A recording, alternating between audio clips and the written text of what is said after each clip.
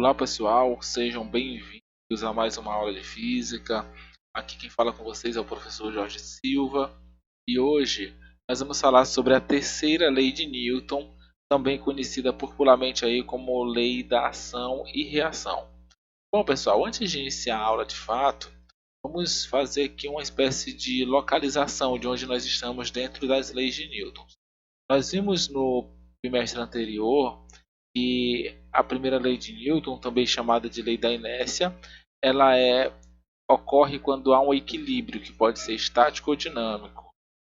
Esse equilíbrio, eu vou representar ele como sendo a força, a gente vai chamar de força resultante, igual a zero, tá? Sempre que isso acontecer, a gente está falando da primeira lei de Newton. A segunda lei de Newton, por questões didáticas, nós não vamos mencionar ainda. Nós vamos pular primeiro para a terceira lei de Newton e aí sim nós vamos trabalhar a segunda porque ela é mais ampla e ela requer uma atenção especial. Então, a terceira lei de Newton, nós vamos chamar ela de lei da ação e reação. Vamos começar aqui com a nossa definição, né? A definição diz o seguinte, ó: quando um corpo A exerce uma força sobre um corpo B, a gente chama essa força de ação, tá? Então, o corpo B exerce uma força sobre o corpo A, nós vamos chamar de reação. Essas duas forças têm o mesmo módulo, o mesmo valor numérico, a mesma direção, tá? E o mesmo, só que sentidos opostos, tá? Então, o sentido tem que ser oposto em relação ao outro. Ah, professor, não entendi nada. Vamos lá, vamos pensar o seguinte: se você empurra a parede com uma força F, P é a força de você empurrando a parede vai lhe empurrar com a mesma força, mesma intensidade, a mesma direção, só que o sentido contrário. E aí eu vou chamar essa força aqui de força P. Então aqui é a sua força sobre a parede e aqui é a força da parede sobre você. E aí o que é que nós podemos dizer então dessas duas forças? A gente vai dizer que a força que você aplica na parede é igual à força que a parede aplica sobre você, só que com um sinal negativo. Ah, professor, ainda não entendi.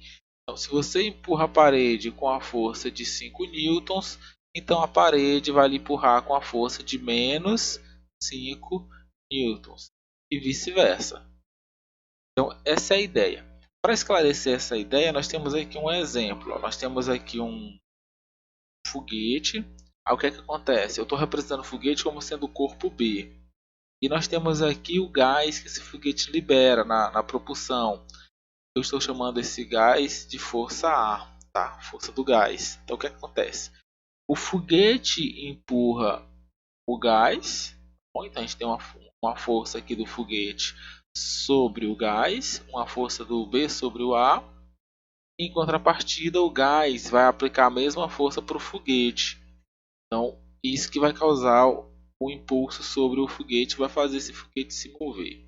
Ok, galerinha, dando continuidade, agora nós vamos entender situações em que acontece esse ação-reação.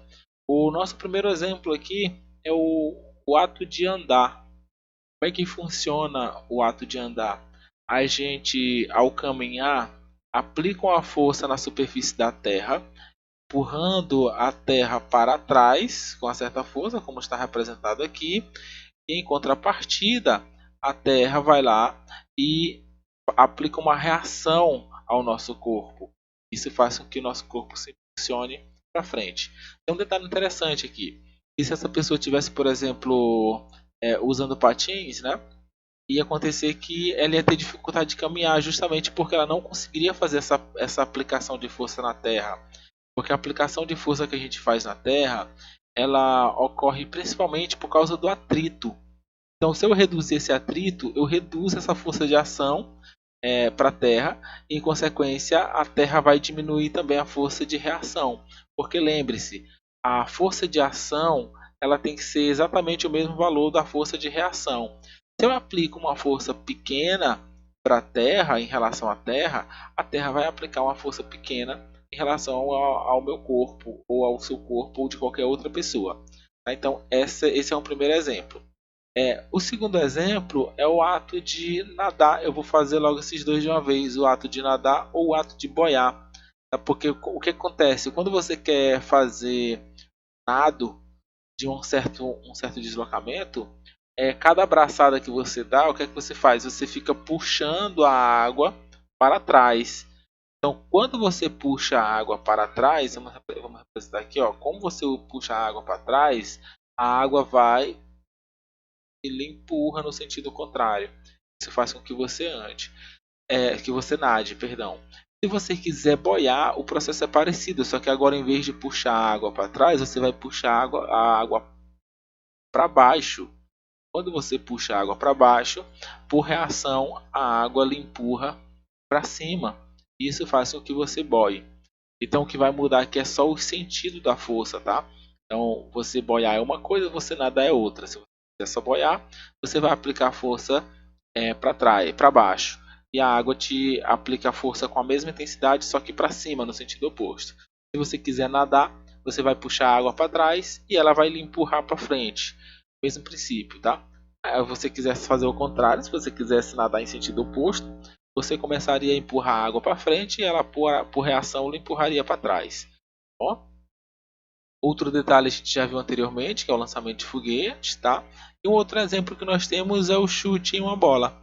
Quando uma pessoa chuta uma bola, acontece a mesma força que ela aplica para fazer a bola se deslocar. Se a bola vai para frente, a bola aplica uma força também no pé do jogador de futebol. Então, por conta disso, o jogador acaba ele sentindo um impacto ali no pé dele. Esse impacto que ele sente é justamente a força de reação. É isso aí, galera. Vamos dar continuidade aí para a parte final desta aula, onde vocês vão ter que tomar alguns cuidados, tá? Esses cuidados eles são muito importantes. Por quê? Porque é muito comum as pessoas confundirem a primeira lei de Newton com a terceira lei de Newton. E não é assim. Outra coisa, as pessoas costumam dizer que para toda ação existe uma reação. Calma, esse é um conceito bem genérico. Quando Newton fala da ação e reação, ele está se referindo à força, tá? A vetores. Isso não quer dizer que se o seu coleguinha toma gosto com você, você vai espancá-lo, tá? Isso não tem nada a ver isso não tem nada a ver com as leis de Newton. Isso se refere só à força. Para cada força de ação, eu posso ter uma força de reação. É isso que Newton quis dizer. Ele não tinha implicação nenhuma com os coleguinhas deles. Agora vamos lá.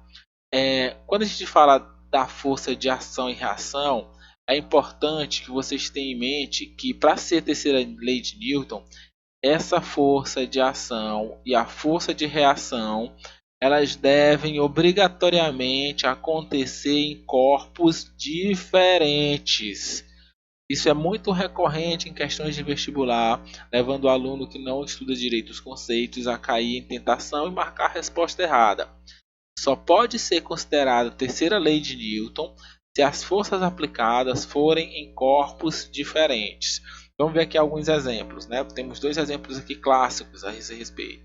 O primeiro exemplo diz respeito a um bloco que está sobre a superfície de uma mesa. Aqui uma superfície de uma mesa, a superfície da mesa, e aqui eu tenho um bloco em cima dessa superfície. Esse bloco possui uma massa, então vai existir sobre ele uma força-peso. Essa força-peso nós vamos ver mais adiante como é que se calcula ela. Mas saibam disso. O que seria essa força-peso? É a força com que a Terra puxa gravitacionalmente esse objeto de massa m. Se não houvesse essa superfície, essa massa cairia. Então, essa é a força-peso.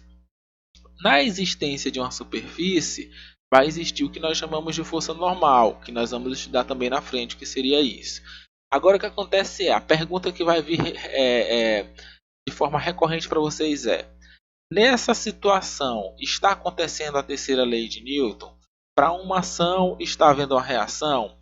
E aí a resposta é bem lógica, né? Não. Não, por quê? Porque nós temos a força-peso aplicada no objeto de massa m E nós temos a força normal aplicada também no objeto de massa m. E o que é que diz aqui a situação que nós temos que ter cuidado? As forças devem ser aplicadas em corpos diferentes. Então, por conta disso, isso aqui não é um par ação-reação. Lembre-se sempre disso. Sempre que estiver sendo aplicada forças no mesmo corpo, isso quer dizer que não estou falando da terceira lei de Newton, estou falando sim da primeira lei de Newton. Beleza, professor. E essa outra situação? Que nós temos uma situação diferente. Nós temos o Sol com a massa m, a Terra com a massa m, separado por uma distância d. Essa distância, vamos lembrar, é entre os seus centros de massa, tá? Entre o centro do Sol e o centro da Terra. E aqui aparece o seguinte: o Sol puxa a Terra. Ó, o Sol está puxando a Terra com uma força F, em sentido, no meu caso aqui, da direita para a esquerda e na horizontal, neste caso. A Terra está puxando o Sol com uma força também F, só que na horizontal, mas o sentido é da esquerda para a direita, ou seja, sentidos opostos. Aí eu vou olhar aqui direitinho isso. Essas duas forças são iguais? Sim, elas são iguais porque a força gravitacional com que a Terra puxa o Sol é a mesma força gravitacional do Sol puxando a Terra. A diferença é que, como o Sol tem massa muito maior do que a Terra, a inércia dele vai ser maior, então você vai ver mais a Terra se movimentar. Beleza. Então, eu posso falar que aqui está ocorrendo a terceira lei de Newton? E a resposta aqui é sim. Por que, professor? Não entendi. Porque observa, essas forças, elas possuem a mesma direção, estão todas na horizontal. Elas possuem a mesma intensidade, aqui vale F, aqui vale F também. E elas estão em sentidos opostos. E o mais importante na hora de ter esse cuidado é elas estão sendo aplicadas em corpos diferentes. Uma força está sendo aplicada no Sol, a outra força está sendo aplicada na Terra. Ok, galera? Bom, sobre esse assunto é só isso. É muito simples compreender a terceira lei de Newton. É só você lembrar que para toda força aplicada sobre o objeto, pode existir uma força de mesma intensidade e sentido oposto. Se uma força vale 5 newtons, a outra vai valer menos 5 newtons. Se uma força vale menos 20, a outra vai valer mais 20. E assim por diante. E se ligar nesse cuidado, né? Se as forças forem aplicadas no mesmo objeto, eu não estou falando da terceira lei, eu estou falando da primeira. E se a força for aplicada sobre objetos diferentes, então eu estou falando sim da terceira lei de Newton, que é a ação e reação. Foi um prazer estar com vocês mais uma vez e até a nossa próxima aula. Até mais!